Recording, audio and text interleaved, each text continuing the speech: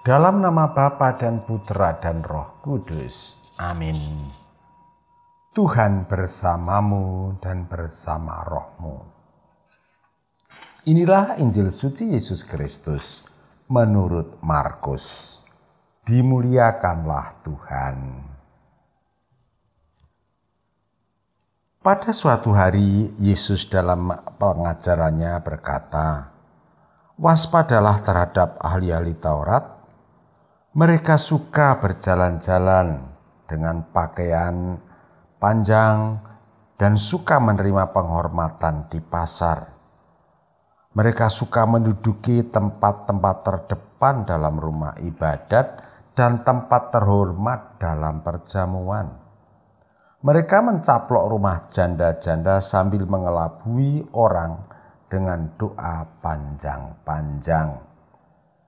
Mereka ini pasti akan menerima hukuman yang lebih berat."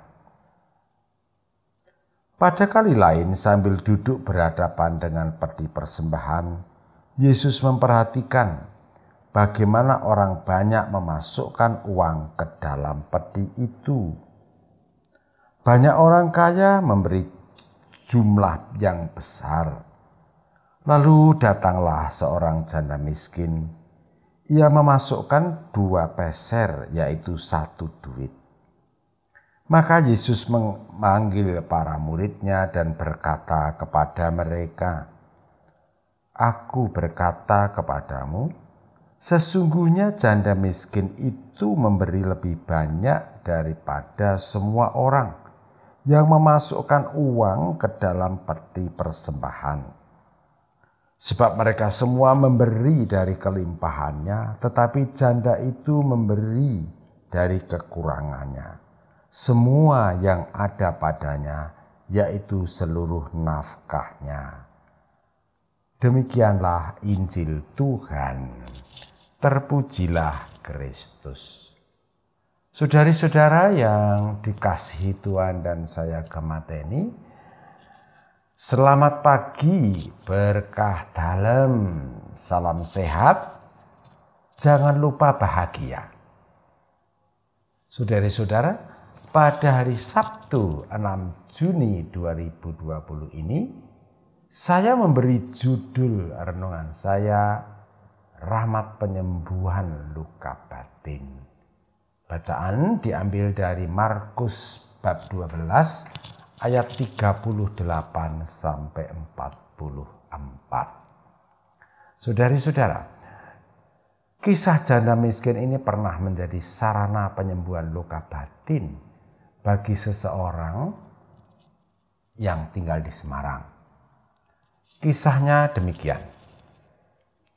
Semua orang tahu bahwa pada akhir tahun 1997 terjadi krisis moneter yang luar biasa. Banyak orang menderita kerugian, bahkan ada yang menjadi miskin karenanya. Tetapi bagi teman saya yang satu ini, maaf dia berkeberatan disebutkan namanya, krisis ini tidak menjadi soal. Malah dia happy-happy saja. Karena tabungannya di bank berbentuk US dollar. Mantap kan?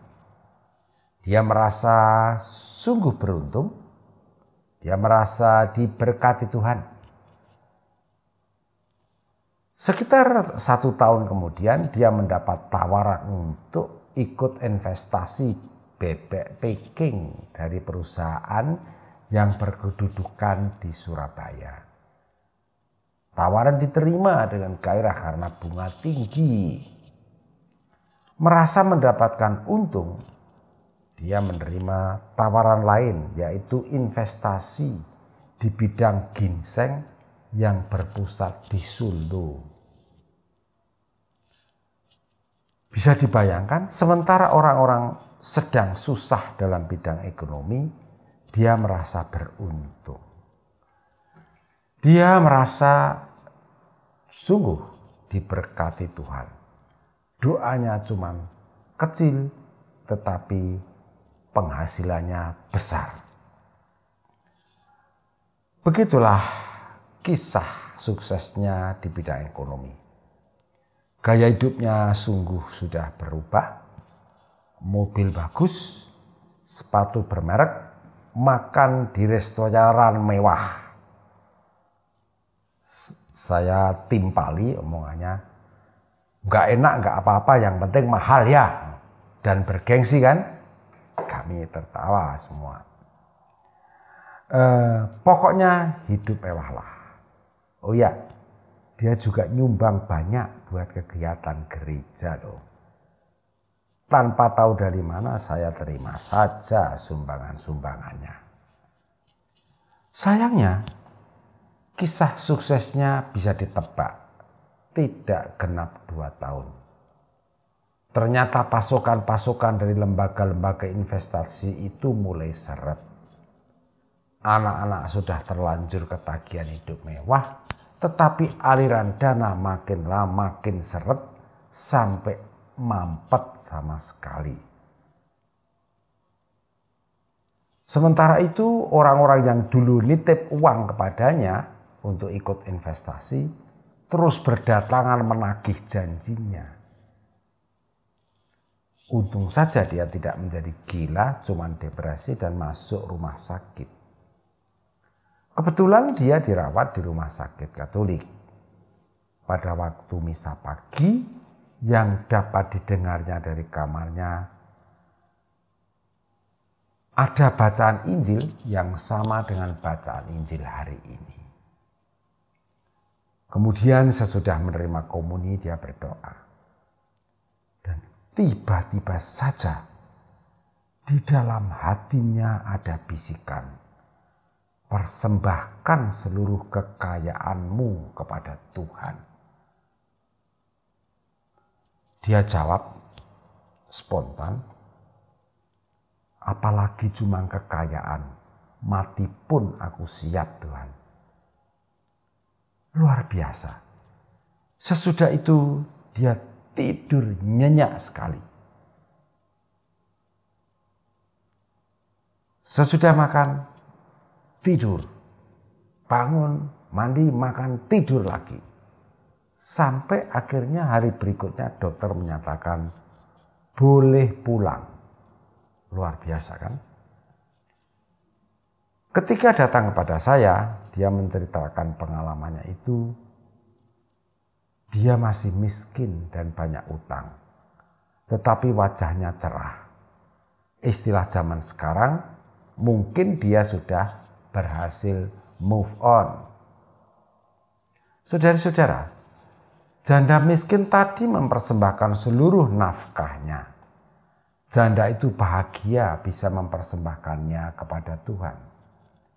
Demikian juga teman tadi mengalami perubahan pemahaman atas kerugiannya. Semula dia merasa ditipu habis-habisan, marah, jengkel, dendam, campur aduk, ujung-ujungnya masuk rumah sakit. Setelah mendengar bacaan itu, anggapan bahwa dia ditipu itu berubah. Dia anggap uang yang hilang itu menjadi persembahan kepada Tuhan. Tuhan memelihara kehidupan janda miskin itu. Saya yakin Tuhan memelihara kehidupan kami sekeluarga juga, katanya. Saudara-saudara, mungkin giliran berikutnya adalah Anda yang akan menerima penyembuhan Tuhan. Amin. Kemuliaan kepada Bapa dan Putra dan Roh Kudus, seperti pada permulaan, sekarang, selalu, dan sepanjang segala abad. Santa Maria Fatima, doakanlah kami. Dan semoga kita selalu mengalami berkat Allah yang Maha Kuasa, Bapa dan Putra dan Roh Kudus. Amin.